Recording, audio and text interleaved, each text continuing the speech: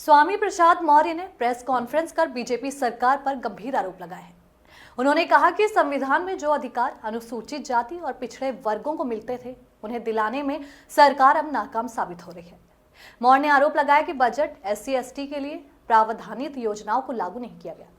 Special component plan और tribal component plan की लगातार ही अनदेखी करती जा रही है। उन्होंने कहा कि केंद्र सरकार ने 31 अक्टूबर 2005 को शासनादेश जारी किया था, लेकिन आज तक उसका पालन नहीं हुआ है। मौर्य ने सरकार पर सिर्फ दिखावा करने का आरोप लगाते हुए कहा कि अनुसूचित जाति और जनजातियों के हक की लड़ाई जारी रहेगी। जब से भारतीय जनता पार्टी की सरकार केंद्र और प्रदेश में बनी है, लगातार अभी तक तो अनुसूचित जाति, अनुसूचित जनजाति और पिछड़े वर्गों का संविधान प्रदत्त आरक्षण ही शून्य और निष्प्रभावी किया जा रहा था। लेकिन अब भारतीय जनता पार्टी इस सत्य तक उतारू है कि जो भारत सरकार के निर्देश पर बजट में प्रावधानित अनुसूचित जाति, अनुसूचित जनजाति के लिए स्पेशल कंपोनेंट प्लान था या ट्राइबल कंपोनेंट प्लान था, उसके तहत बजट का मात्राकृत यानी अनुसूचित जाति, अनुसूचित जनजाति के जनसंख्या के अनुपात में बजट के धन में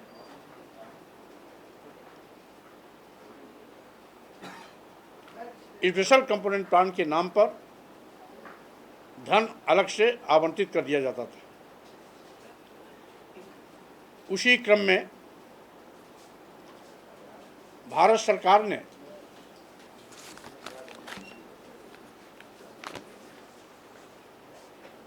इकतीस अक्टूबर 2005 को एक शासनादेश जारी किया। वह योजना आयोग भारत सरकार का पत्र था, जिसमें निर्देश दिया गया, राज्य सरकारों को निर्देश था कि अनुसूचित जाति, अनुसूचित जनजाति के आबादी के सापेक्ष स्पेशल कंपोनेंट प्लान के अंतर्गत आवंटित धन से अनुसूचित जाति, अनुसूचित जनजाति के लोगों का सर्वांगीण उत्थान और विकास के लिए अलग से धन प्रावधानित किया जाए। और उसी क्रम में उसमें गाइडलाइन दिया गया था कि बजट वर्ष 6 और 7 से दिए गए निर्देश के क्रम में योजना को व्यवहारिक रूप प्रदान किया जाए, जिसके क्रम में समय समय पर planning commission government of India के निर्देश के क्रम में एक दूसरा पत्र आया 5 जुलाई 2007 को, जिसमें ये निर्देश था कि जिन क्षेत्रों में, जनपदों में या विशेष क्षेत्र विशेष में